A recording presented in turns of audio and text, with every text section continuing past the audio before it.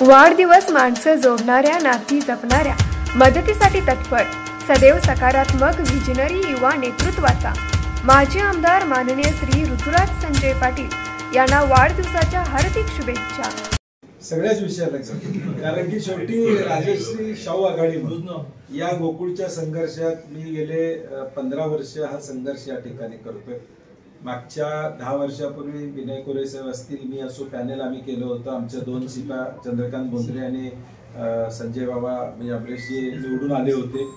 नंतरच्या पुढच्या निवडणुकीमध्ये मल्टी स्टेट या मुद्द्यावरून राष्ट्रवादी मुश्रीफ साहेब हे आमच्या बरोबर त्या ठिकाणी आले आणि या जिल्ह्याच्या या प्रमुख संस्थेवर आम्ही सगळ्यांनी मिळून सत्ता मिळवली।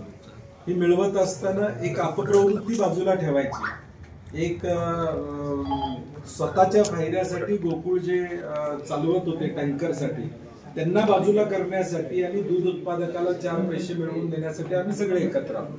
आणि ते गेल्या 4 वर्षामध्ये आपल्याला दिसून आलं असेल की 11-12 रुपये दर म्हशीला आम्ही जास्त देण्याचं काम त्या ठिकाणी केलं।